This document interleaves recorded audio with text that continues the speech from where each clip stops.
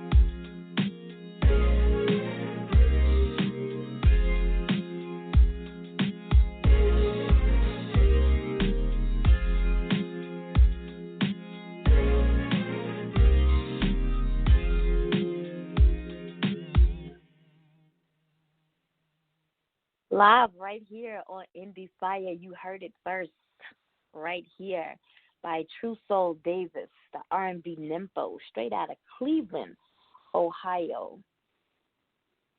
Brand new music, brand new music. You guys can get that tomorrow. You can actually get it on pre-sale on Amazon and iTunes tomorrow. So again, you heard it here first. True Soul Davis. You're tuned into another episode of Endie Fiya with your girl, Nakia. Yo, I'm super excited. I talked to Rich today, and we were, because last year we spent a lot of time talking about Tekashi 6ix9ine, right? And and I almost brought him on tonight so we could bring up some things that we kind of predicted last year, how they come to pass this year.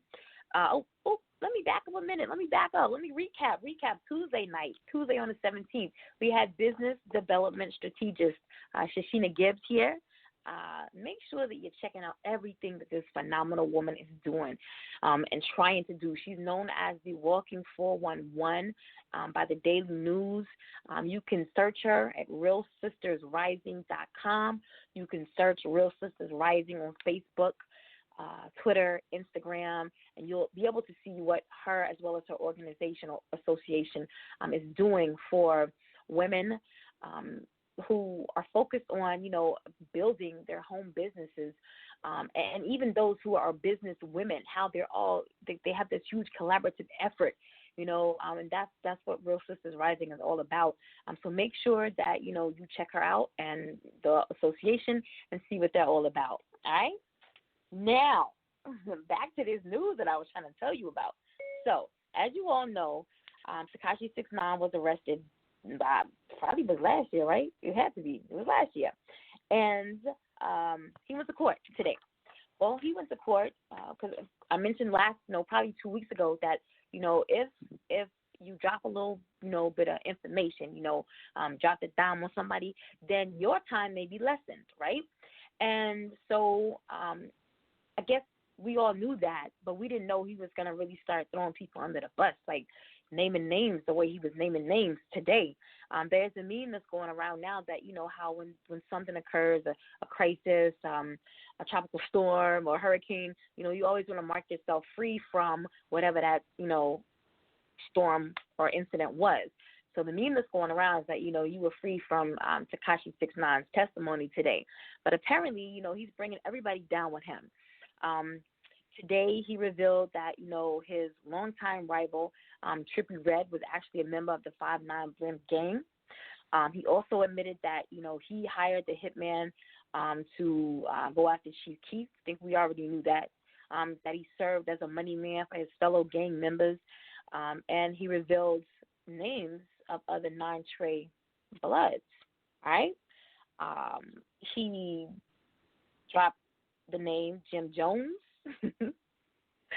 And he even went larger than that to say that Cardi B was also in 9 Trey. He talked about how, he spoke a lot of beans on her involvement and how he didn't really follow her blueprint. He said that he knew who she was, but, he didn't pay attention. So y'all stay tuned in, all right, for tomorrow. I know we don't have no show tomorrow, but I'm going to have a lot of stuff to talk about on Tuesday. Because, he still got tomorrow and he got Monday, for court. They're saying, the more information you drop, the more names you drop, you may not serve no time at all. So that's a discussion that I want to bring up, later on. How far do you take your loyalty to your friends, your counterparts, your coworkers, you know what I'm saying? Shit that's supposed to go to the grave, when is it okay to start snitching, when is it okay, all right? Also in the news, according to the Chicago Sun-Times, Valencia Love, this is the woman who paid R. Kelly's $100,000 bond back in February. It only bought him about 4 months of freedom before he was arrested again on federal charges. And so her attorney is now seeking the return of the money, arguing that, when she handed over the cash, she didn't know that there was a federal investigation going on. I not to mention, he's being held without bond right now in federal cases in both New York and Chicago. The judge says, oh well, sorry, you're not getting your money back. I wish I would. Yes, I wish I would. That's very interesting. But I'll keep you posted on that as well. All right? My guest this evening is author T.Bedford. And I don't know, every now and again you see people's initials. We had a conversation a few minutes ago. You see initials and, you think whatever. But we follow each other on social media, and I actually thought her social media name was her real name. We had to laugh about that. But my guest this evening is published author T.Bedford. She was born and raised in the Bronx. She is the youngest of 5 siblings. In her youth, she relocated to Virginia and started high school down there. At the age of 14, she began to write to help her subdue all the anger she was holding in. T.Bedford started off with poems that she used to only read to her mother. Then, later on, those poems turned into short stories. T.Bedford found a passion for writing, and it made her feel good. She decided that she would love for the world to witness her talent, but it took her some time. As she got older, she began to take writing more seriously, as she was then able to balance her family with her writing. She recently released her first book entitled A Siblings Betrayal. She is very proud of herself, and she continues to grow as an author. She looks forward to reaching more readers to share her works with. Endie Fiya listening audience, I present to you this evening my guest, published author T.Bedford.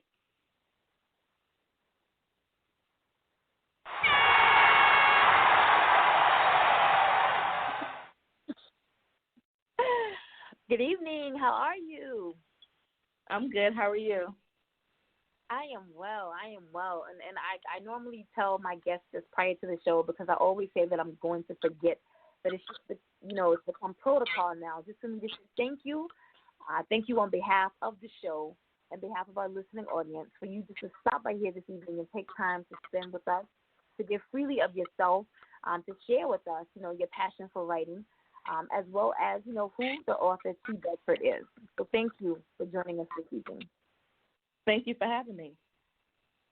You're so very welcome. And now you have some callers already on the line before I even get started.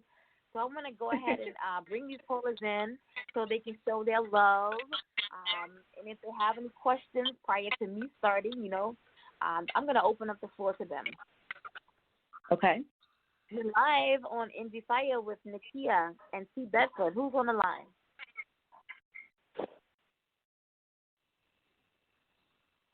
Hello.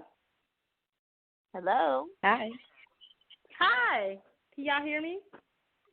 We can. Yes. Who do we have on the line? Oh my God. So she know exactly who I am. I am LaRonda. And I support her in everything that she does, and she is an amazing person. So my question to her for the viewers would be, what inspired you to write this particular book?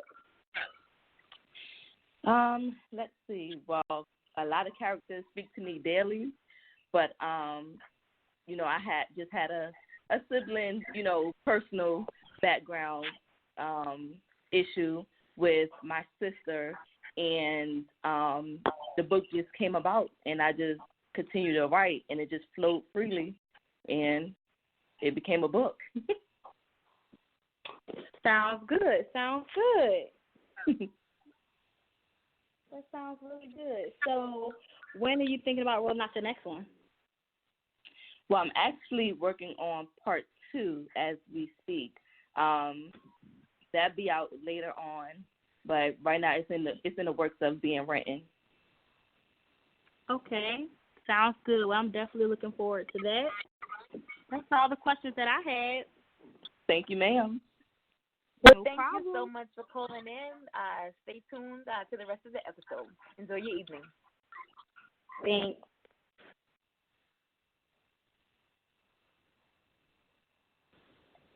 What is it, Blackberry? And good evening. You're live on Endie Fiya with Nakia and T.Bedford. Who's on the line?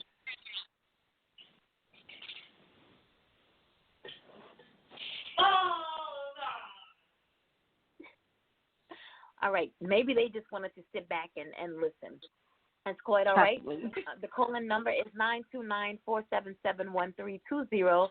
If you would like to call in and speak to the guest, if you would like to listen into the show, or you have any questions for the guest, again, 929-477-1320. I want to back up and go to her question. And I know this is it's in the middle of where I wanted to be at, but since she's already posed the question, and you said that you're working on the second part now, I want to elaborate more on your first book. T.Bedford just published her first book. She's with the Dream Wake Work Publishing Company, and the book is entitled A Siblings Betrayal.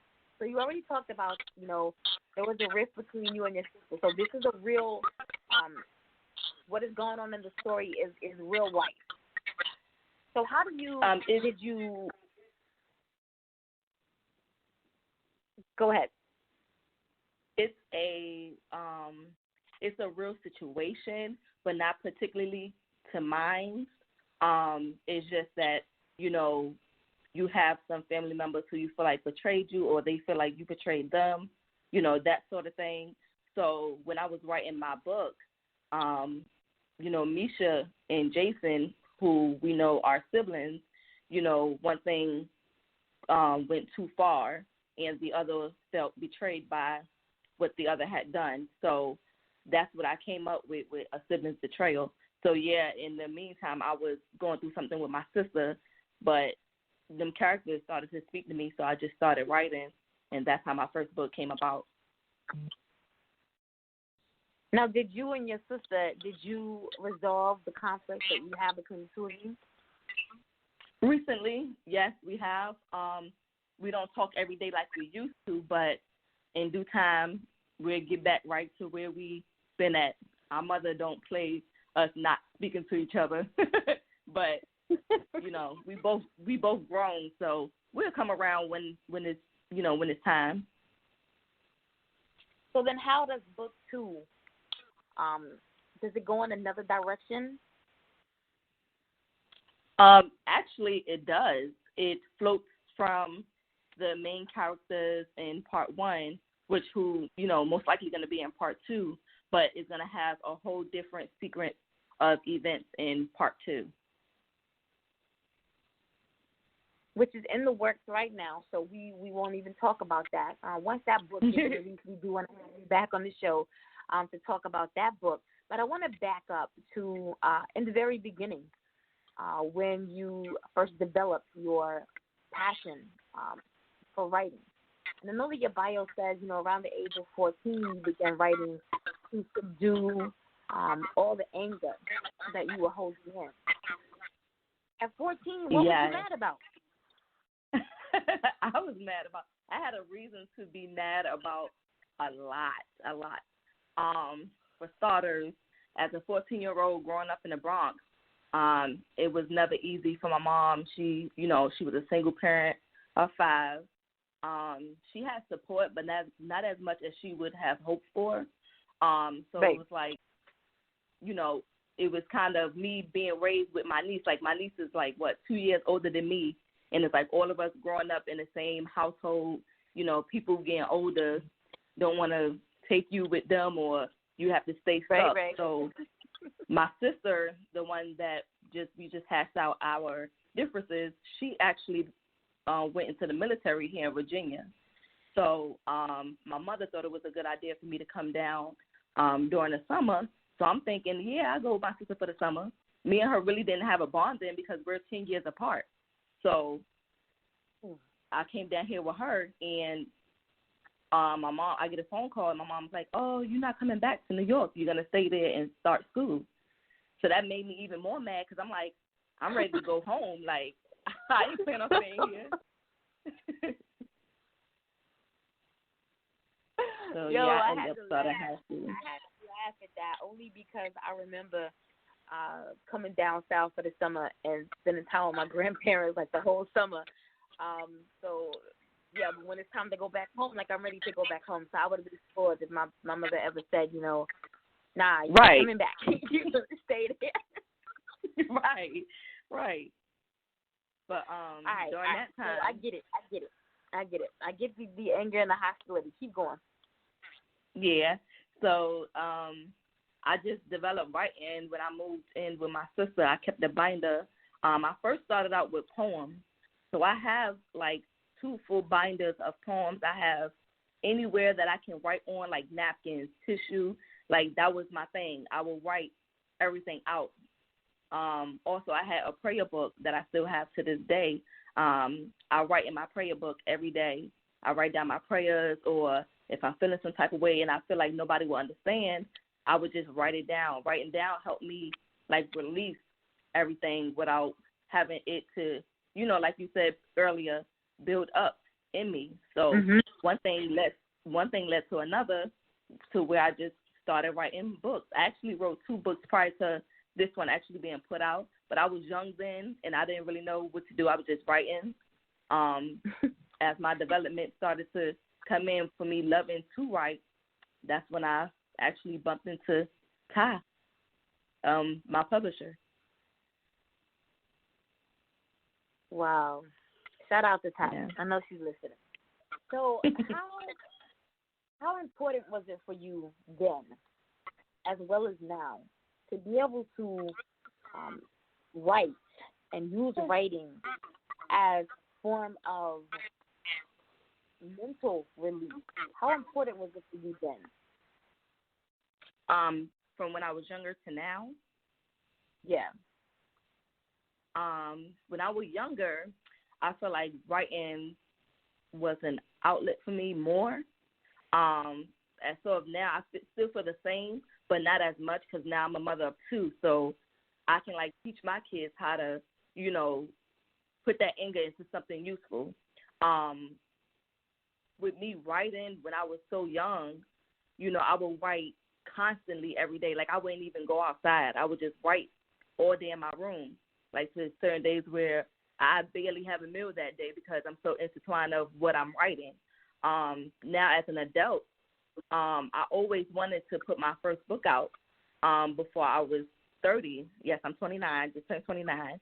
But I always wanted to put my book out, and I just didn't know what direction to go in. As far as, like, with my anger, if I'm feeling sad or happy, that's something that I know how to cope with when it comes to writing. So instead of me lashing out on anyone and, you know, it's not their fault, I just go ahead and pick up a pen and paper, and I stay with a notebook and a pen always, or I just write it on my phone. How did publishing your first book change your writing process, if it did at all? Oh, my goodness, it changed so much. Oh, my goodness.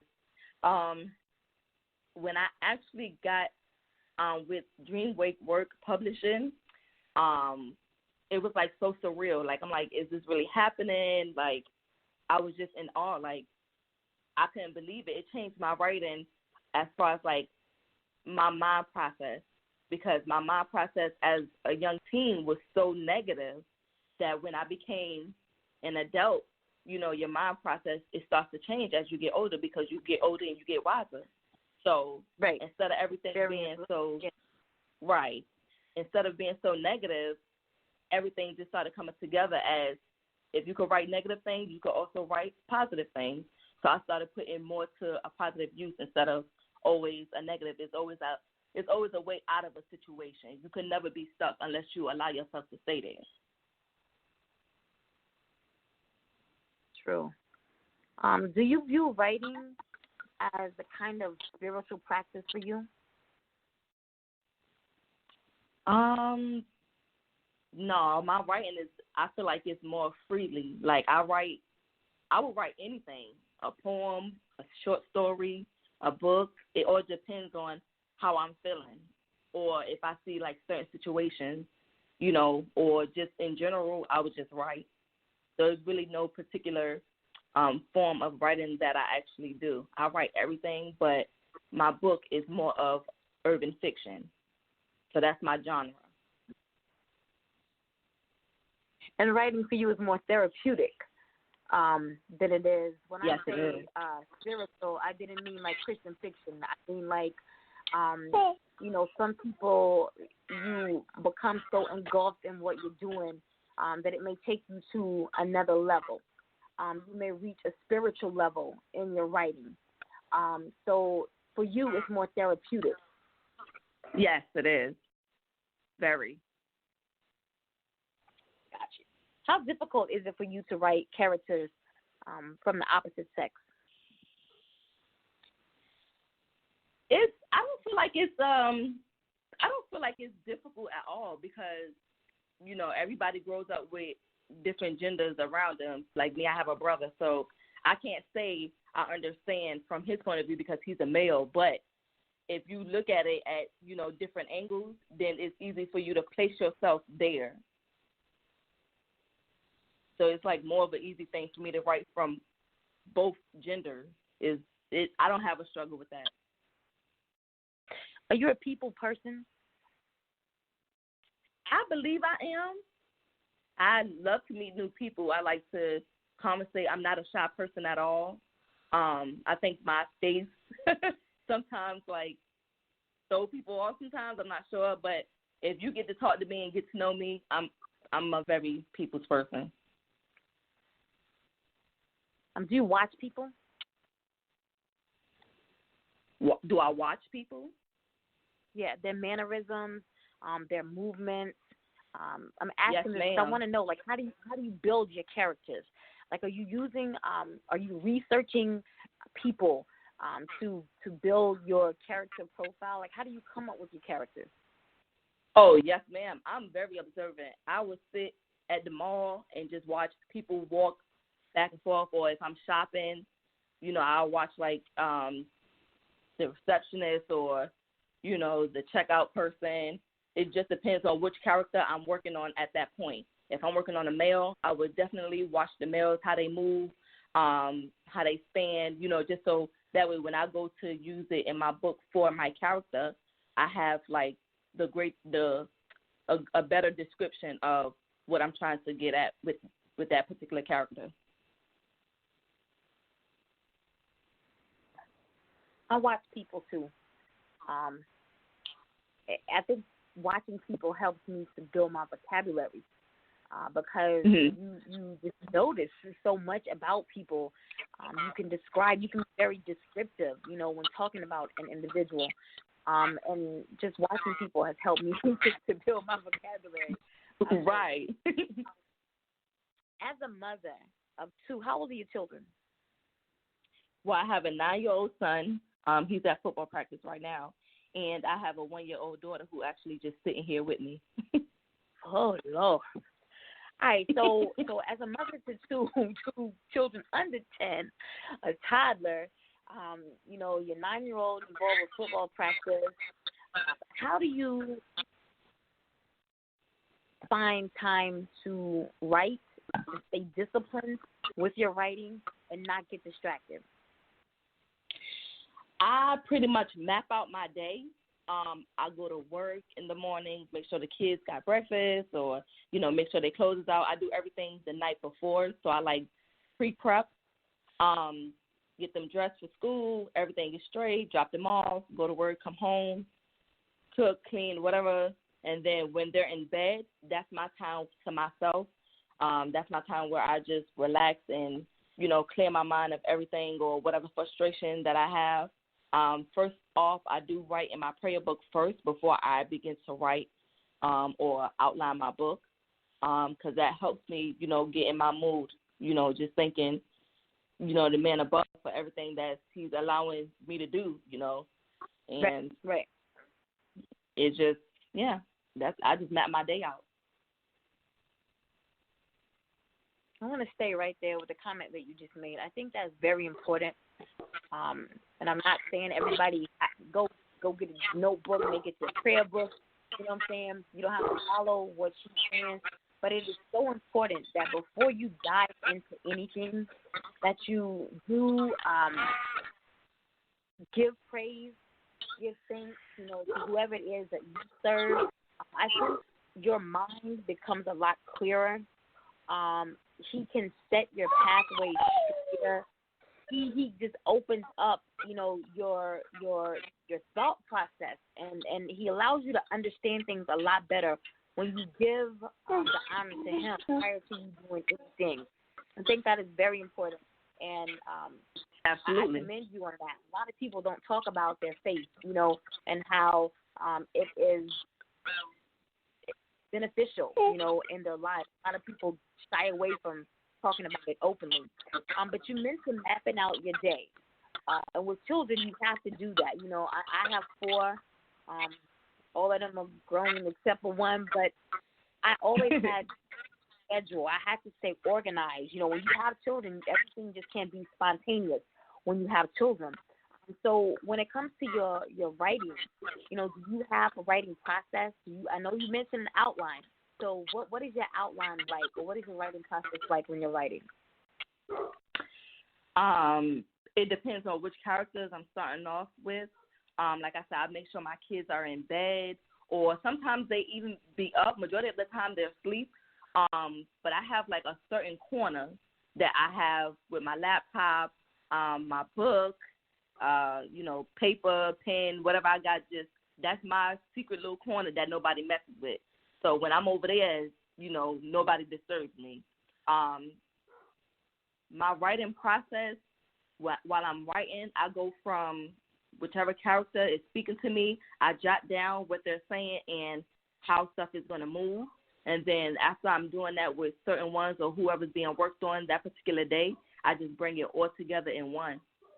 And I read over it and over it to make sure that I'm content with how it sounds, how it flows.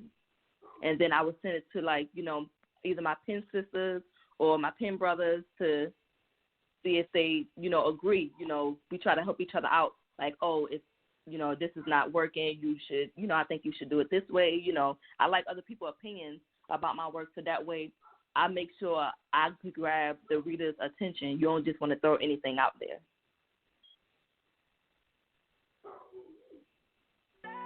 Hey, yo, what's good? It's your boy Jerusalem from the Scarfella Music Group, and you on the air with the hottest station, Endie Fiya, with your host, Lil Timmy and Nakia, right here on the station bringing all the hottest hip-hop hits, Endie Fiya. Let's get it.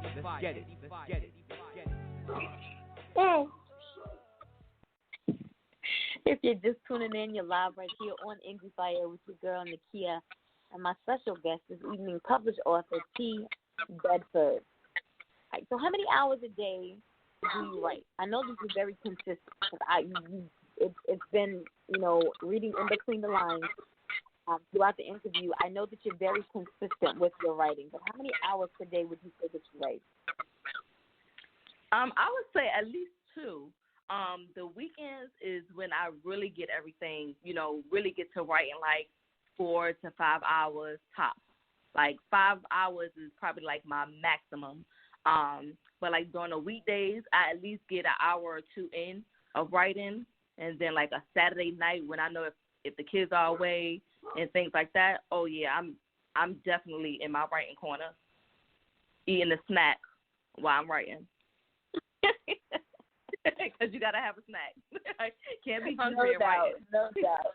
That's right. So your genre right now is urban fiction. Correct. Why this genre? This particular genre, I feel like I can relate to, just being, a lot of people can't relate to what I've been through. But I feel like this genre is more relatable to me, not just as a published author, but as just an individual person. Me coming up in the Bronx, you see a lot of stuff, you hear a lot of stuff, so it's like a lot of your surroundings you could pick up anywhere, being from New York, writing a story. You got a story everywhere you go. But from my home, from my home in the Bronx, it's like you want to have a story every time you turn your head. So it's just that easy to just grasp anything anywhere for me. So do you feel that urban fiction is defined by its subject or by the skin color of the author?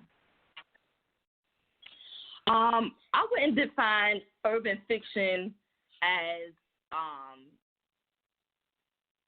a color subject per se, but in all reality, when you are writing the urban fiction, most people is looking towards, melanin people, because majority of them books, or when you say urban, you just automatically going to think of us. You know what I mean? So It's never a color, it's never a black and white, or Caucasian type of thing. But in reality, in my personal opinion, it's automatically going to direct back to us melanin folks, because that's what it is, 100%. So that's just my personal opinion. All right. So when you first got with your publishing company, did you have a mission for your brand? I did. I actually got with Ty after one of my good friends, April. I guess she went to a winery, and she told her that I write, and she gave her a card. And I'm like, okay, I don't know if this is, for real, but I'm going to check it out. So at first I was a little hesitant because, a lot of people, like to steal things or, try to pass your work off as theirs. So I was kind of skeptical at first. But then when I actually got to talking to Ty, like, she was just downright amazing. She kept everything 100, which I love. Like, she's very upfront, and so am I. So we clicked automatically. But when she took me on to become a published author, and I told her everything that I was looking for as, becoming a published author, and when my first book dropped, oh, my God, that was just like everything. And I also was on the charts of the top 100. So that made me feel like I can do anything if I just made my dream come true. And my dream was to actually publish a book before I'm 30, and it actually happened. I wasn't doubting myself at first, but as a new person coming on, you don't really know what to expect. So, but Ty took me under her wing, and we was a go from there. And as always, for you all who are listening, we had this publisher on back in, I want to say it was July, and she's done so many phenomenal things with her publishing company, and brought on so many authors. We've already had, I think we've had 2 authors on already, and then another one will be here next month. But as these authors are speaking to you and they're dropping these tidbits of knowledge, listen to what they're saying. How skepticism always plays a part, how mindful you have to be about who you affiliate with. But then they all speak so highly and positively about this young lady and her publishing company. I feel like she's the real deal. I'm talking about Jean Wake Ward Publishing. So if you are writing, if you're looking for self-publishing, if you're looking for editing, this is a young lady that you need to go to, along with a whole list of other things that they do. But this is a young lady that you need to speak with. Yes, yes. Can you describe the best 3 qualities of your writing style? My best 3 qualities. For one, I'm going to say perseverance. You always want to be patient. You never want to rush into anything if you're not sure of it. My second one would be humble. Never take nothing for granted, and it's always the same way you got it is the same way you could be, it could be taken away. So always have that mindset, like you're never better than the next man. You know what I mean? So you always want to be humble and embrace your talent. My third one would be love. Love what you do. I love to write. I love to share my writing skills with others. I'm not perfect at everything, but I know my talent, and I know what I have, and I know what I can share with the world, and I know I could be more than what I am today. So why not level up? What unique skill do you possess that you feel is going to help you to become even more successful? Becoming more successful as being a published author? Yes. Oh, I have so many. Being a published author is it'd be everything, just being great. Give me 1 second, okay?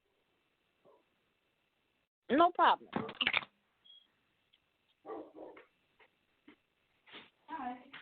All right. Yes. Hey now, what's good? It's your girl, Jana Blackwell, C-Town Records, Mistress of Soul. And you're on the air with the hottest independent station, Endie Fiya, with your host, Nakia, giving you that heat right here on the station, bringing you all of the hottest hip-hop hits, Endie Fiya. Thank you, Miss Jana Blackwell, out of somewhere on the West Coast. That's C-Town Records, Mistress of Soul, Miss Jana Blackwell. Google her. That's Jayna Blackwell. You can find her on all social media networks, as well as all digital platforms. Make sure you're listening to Dance All Night. I think that's her latest release, I do believe. If you're just tuning in, you're live right here on Endie Fiya with your girl Nakia and my special guest, T.Bedford.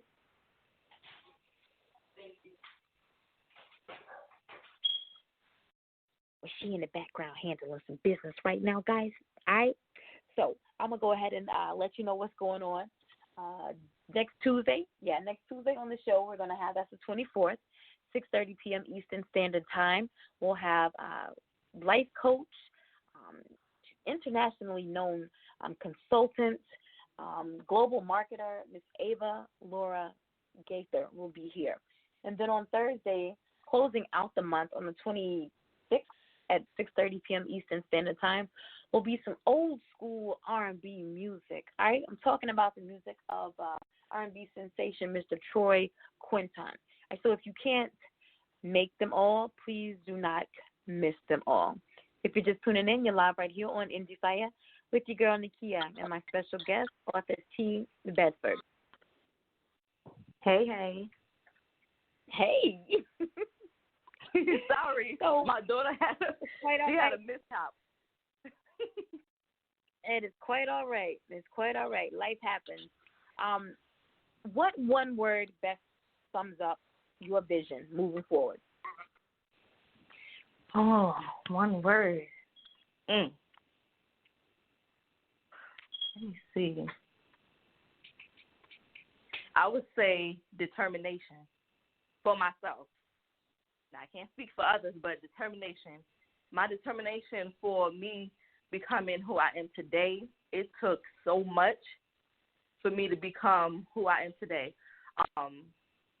That word determination speaks to me because if I would never push myself to continue to write, there were times where I would say, I'm never going to make it, it's not going to never happen or whatever the case may be. But as I got to that point where I was like, this right here, I'm not going to allow to deteriorate me from what I'm trying to get to.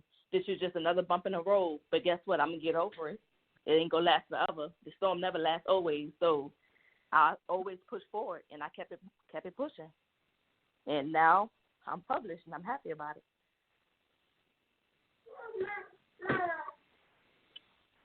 Do you feel that you're, and I already know the answer to this, but to what do you attribute your success?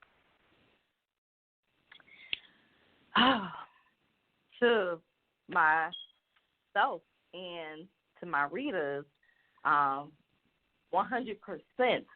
my publisher and my friend April, who actually, basically introduced us.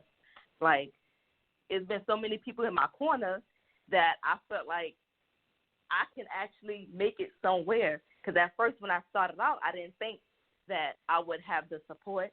I didn't think I would have the knowledge.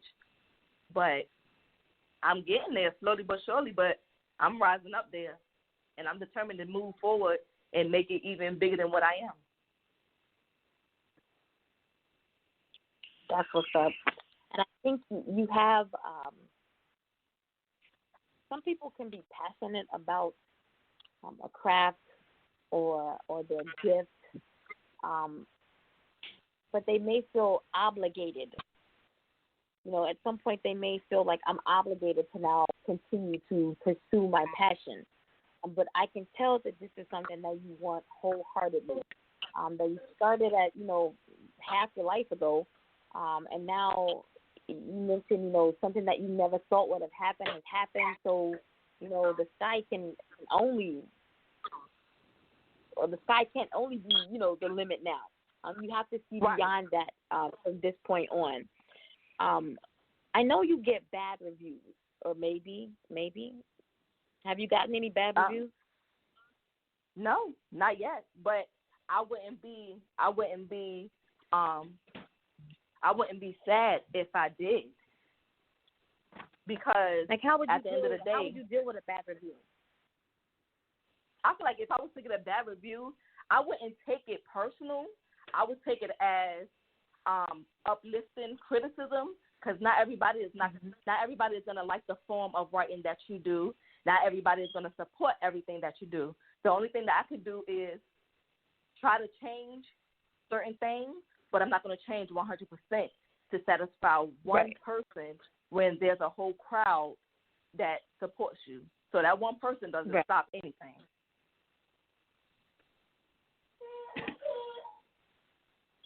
What's the last thing that you taught someone? Good question. The last thing I taught someone, which was my son, is dealing with that anger. Because Lord knows he got that from me. But his anger, I had to teach him, like, sometimes you just have to be patient. Like, football is his outlet. His father played football, so now he loves football. That's his passion. He always say he's going to make it to the NFL, and I'm going to support him 100%. But with that anger that he builds up with, he used it on the field. He doesn't hurt anybody, but he used that aggression and, determination to be a better player.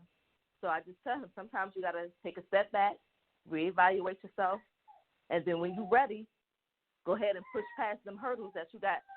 Everything, you're not going to always win, and you're not going to always lose. It's going to be you win some, you lose some. And now, what was the last thing that somebody taught you? What was the last thing somebody taught me? Yeah. The last thing somebody taught me was to be more self-loving. Like, you have to love yourself before you can love anyone else wholeheartedly. I used to have self-doubt, and I think I'm not the only person that dealt with this. Everybody have, certain things they like, certain things they don't like, being, scared of everything. While you being scared, you're never going to make it nowhere. So I was taught to always put your best foot forward and never give up on yourself. Even if everybody else doubts you, you still keep going for yourself, even if you don't have that support.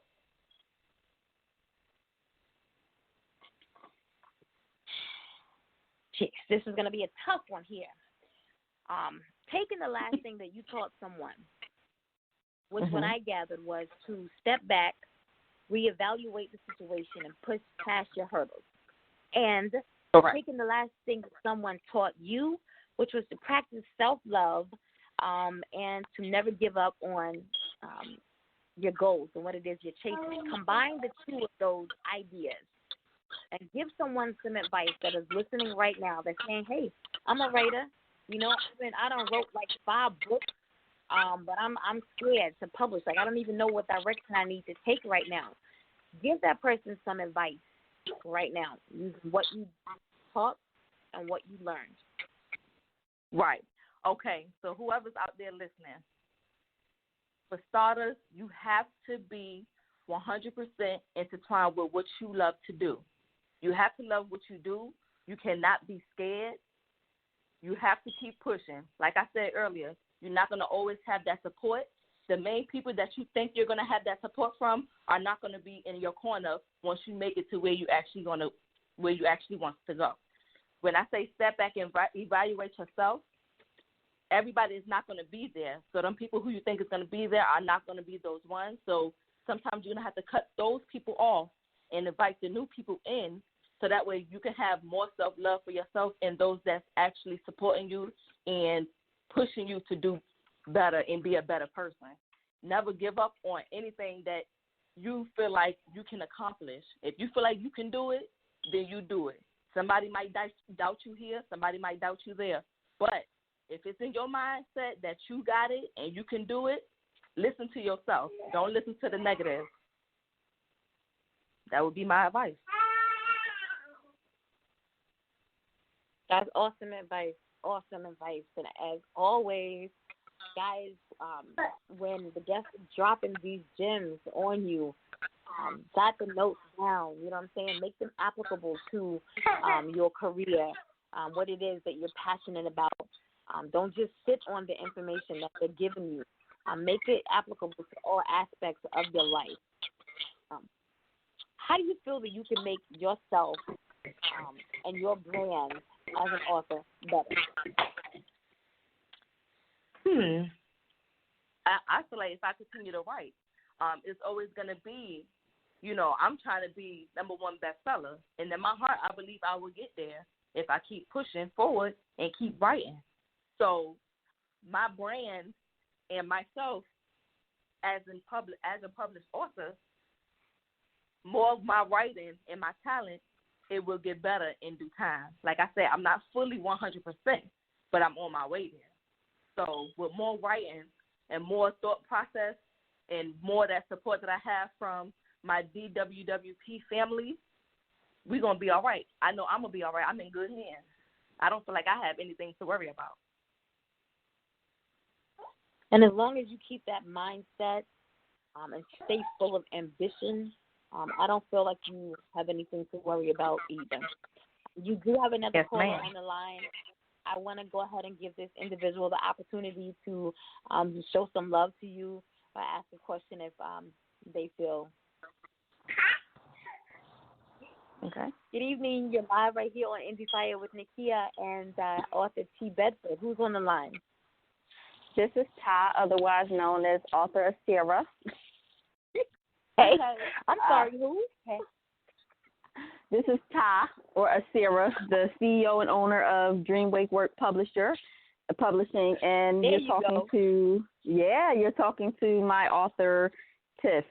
So there you go. Put it out there.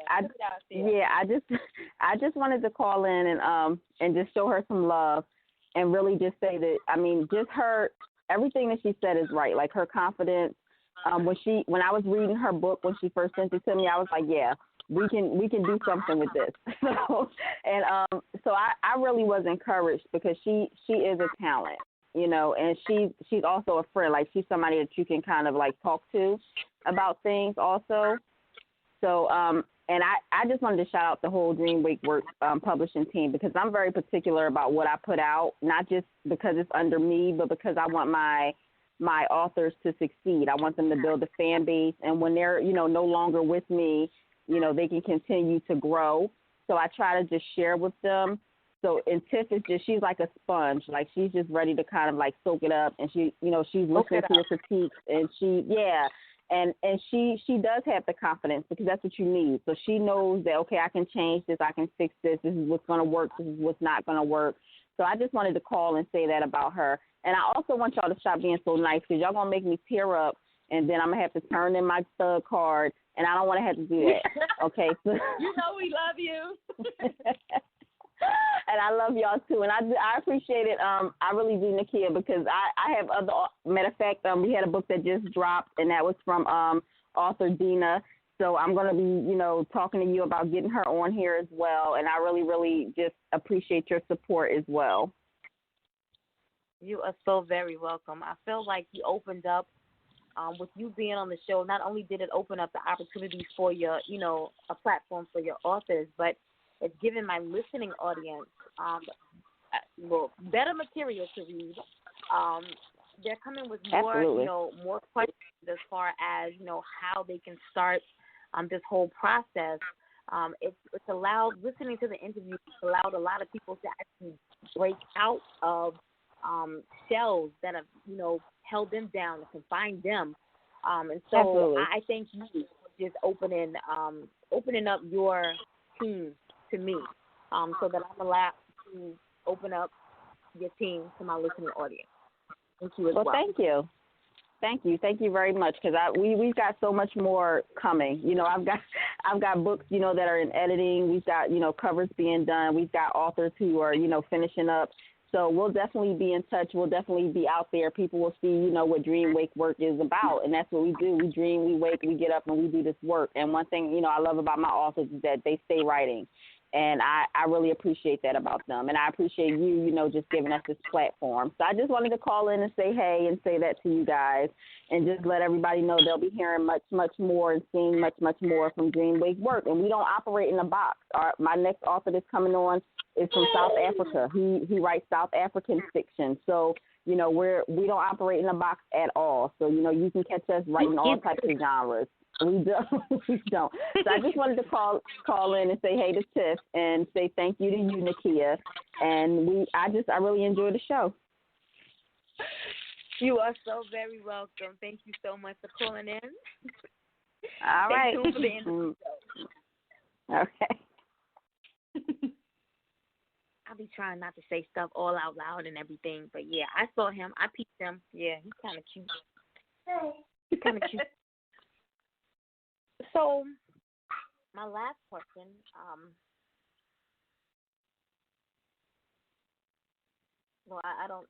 I think I've already asked that question. So I'll say, because I got about 20 more questions that I want to ask. I do want to say that was very sweet of Ty calling in and saying what you said about you. And I've picked up on all of that, from the interview, how passionate you are about your craft, and how committed, how consistent you are with your writing. And I don't know if I would be able to do it, with the 1-year-old, but you have balance. You have managed to balance your, family life with your career and with your writing career, to make everything flow together. So I commend you, yes, and ma'am. I wish you great success. I can't wait to read the book.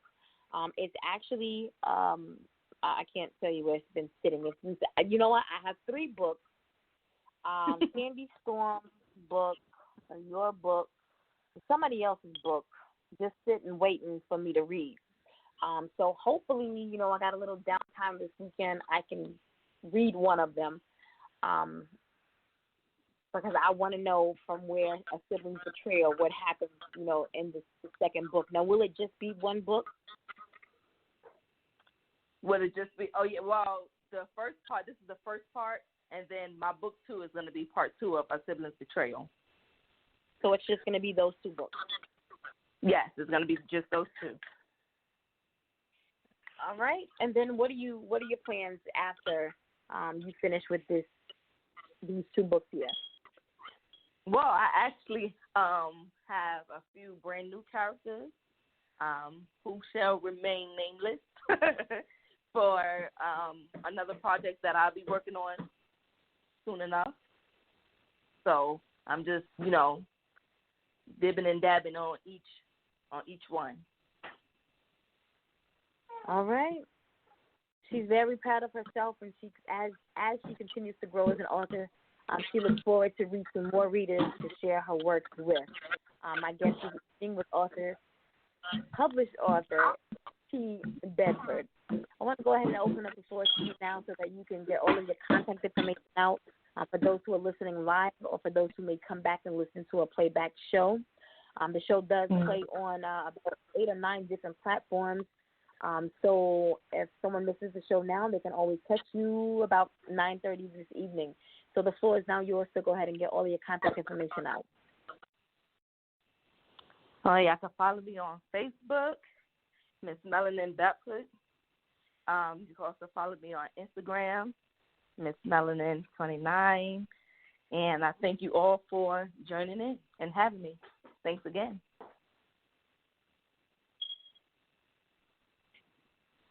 You are so very welcome. And again, guys, the author's name is T.Bedford, but you can find her Melanin Bedford on Facebook. All right, don't be like me and think Melanin was her first name. No. It's all right. It's above me now. It's all right. It's above me now. As I mentioned earlier in the show, on next Tuesday, 6:30 p.m. Eastern Standard Time, we will have life coach, international life coach, Ava Laura Gaither here. And then on Thursday the 26th, closing out the month, we'll have R&B singer Troy Quinton here, 6:30 p.m. Eastern Standard Time. So if you cannot make them all, please do not miss them all. Make sure you're following the show on all social media. That's Endie Fiya, ENDIEFIYA. Make sure you're following me, The Girl in Motion, on all social media platforms, GRLNMOTION. And as always, I want to leave you with a quote this evening. Music could ache and hurt. That beautiful music was a place of suffering a man could hide. That's Pat Conroy. Until next Tuesday, have a good night.